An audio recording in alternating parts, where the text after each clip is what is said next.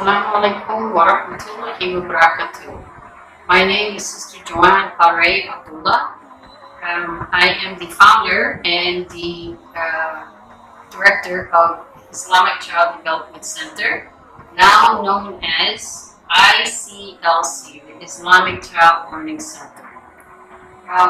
We have decided that for the goodness of the children who are now doing most of their learning online, that we needed to redo and re-enhance the very good curriculum we already have, but we needed to add on online and make it easier for moms and the children to be able to learn, because not everybody's coming into school.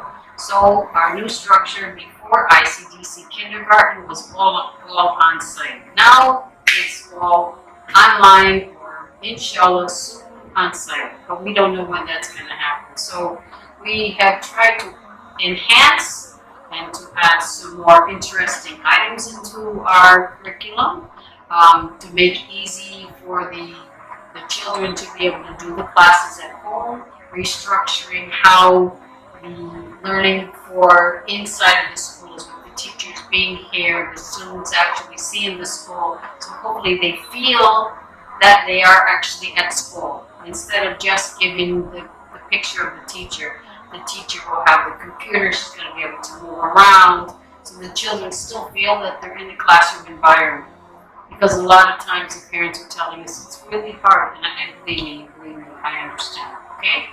I have a grandson who's in the school, and yeah, it's not quite so easy to teach him from home. So alhamdulillah. So this is our new enhanced, I don't want to say improved because the curriculum is great, but this is something to actually help us to help you, okay? And together we help the children, okay? So that's about the school. So now, let me first tell you about ICDC. I started it, the background is because I had my children go to other kindergartens. And when they went to kindergartens, they faced a lot of not correct knowledge given to them. One instance is the only one I'm going to give you, and this is the one that actually made me say, that's it, I've got to do this myself and do it the right way. I had one of my sons, I'm not going to say his name, but he went to what is supposed to be one of the best Islamic kindergartens. And one day he came home, and he has a little brother, and he came home and the brother did something. I don't know what it was exactly, but he told his little brother in Bahasa, unfortunately, "Hey, kenapa buat macam tu? Tak baik tau, dosa." And so I asked my son, why are you telling your little brother that that's a sin and that's not good? And he said, "Tak tahu, Mama." I said, "Wait, how come you don't know?" Cikgu kata kita tak boleh buat macam tu. I said, okay, then tomorrow when you go to school, Mama wants you to ask teacher, why did she tell you that? Why is it a dosa for him to do that? Why is that so bad? Because he needs to understand. Because Islam is about understanding the deen. That is a major part of Iman. So the next day he went to school. He talked to the teacher. When he came home, I said, "So, what did your teacher say?" I almost said his name, but what did your teacher say? And subhanAllah, I was, in English, flabbergasted at his reply. He said, "Mommy, cikgu kata, saya tak tahu, ibu saya cakap macam tu when she was small." So she got it from her mother, which she didn't really understand her whole life. And then she became a teacher and decided to teach the same thing she didn't understand to somebody else who also didn't understand it, who's now telling it to a third generation who also didn't understand it. So for me, that was like, oh my gosh, this is so wrong. And I started looking into things like hadith.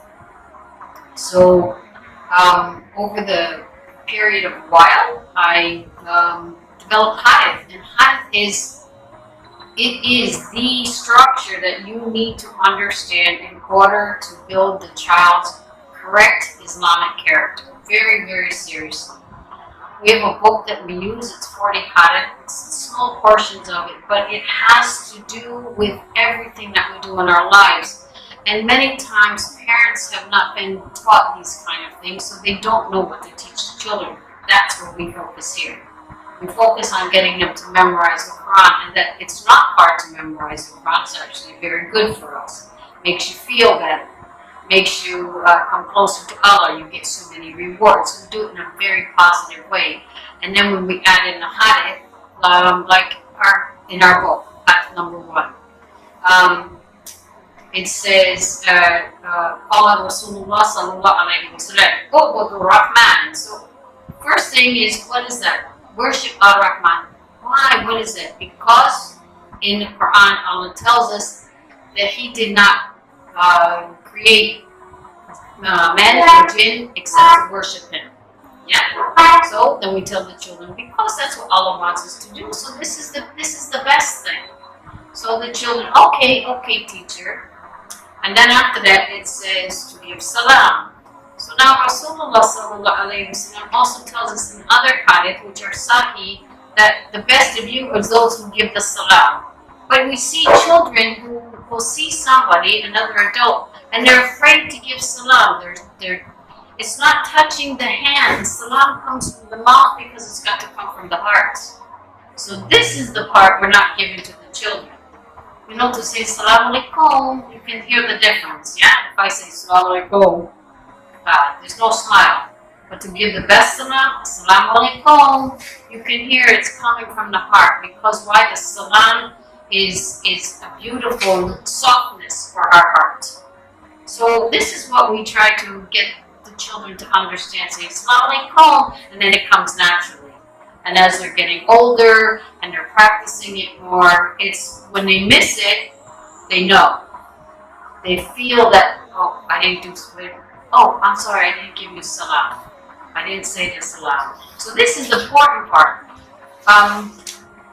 We say a lot of times, oh, right hand, kanan, jangan makan tangan kiri. Okay, why? Because shaitan eats with that hand. But they need to understand that, you know, it does say that, but at the same time, people make mistakes. Little children are learning. They don't know right from left.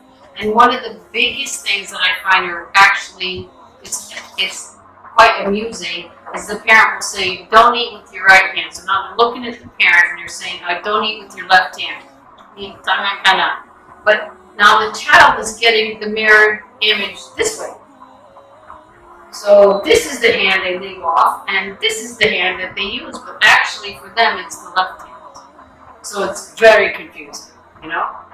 Parents will understand. When you want to tell somebody, don't eat with this hand, eat with this hand, and you're facing them, you need to turn your body around.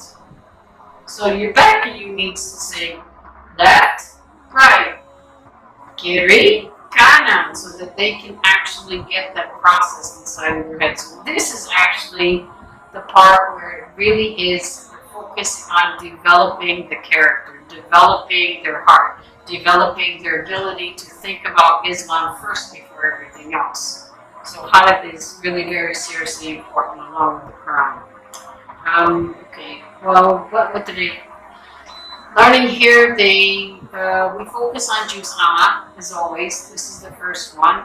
But did any of you know, and I learned this from my Quran teacher, that Juz Amma has the hardest tajweed in all of the Quran. Juz Amma.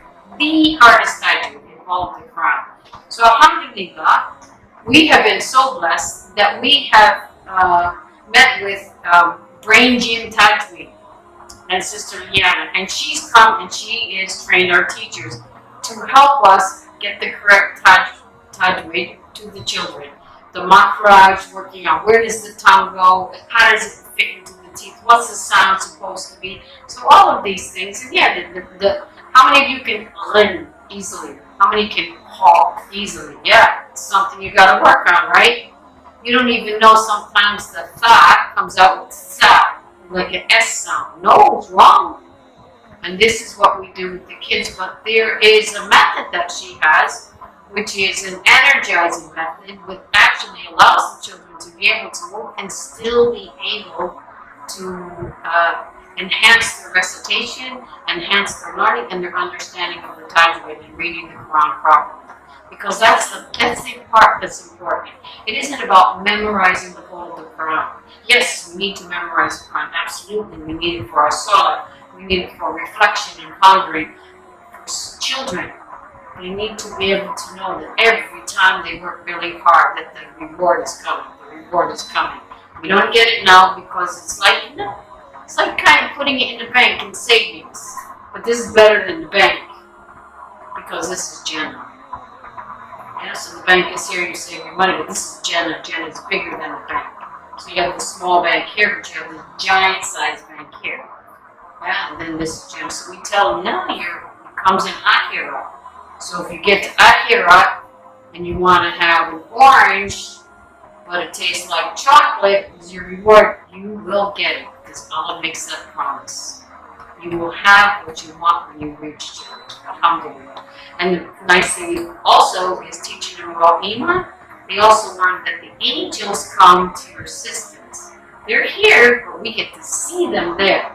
So, this is not taught really in any other school. We're the only school like this. It took me a long time to develop the curriculum. And always, I always listen to advice from my teachers still. I listen to advice from my teachers. We try to enhance.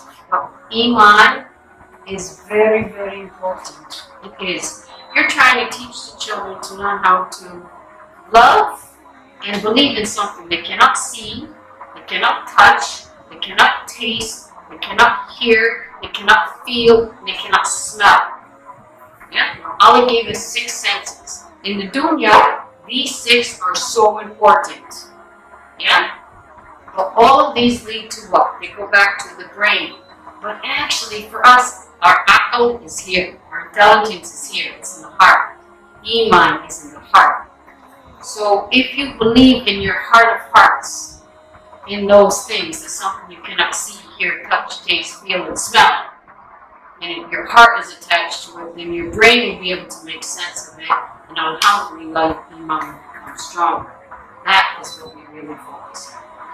We do academic. Of course we do academic.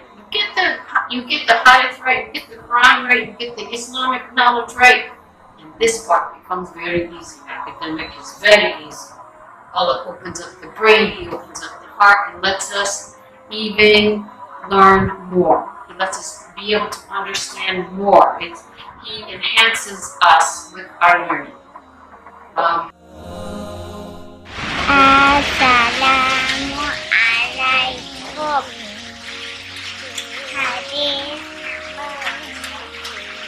Qala Rasulullah sallallahu alaihi wasallam U'budur rahman wa'atimut ta'am wa'afshus salam tadkhulu jannata bisalam.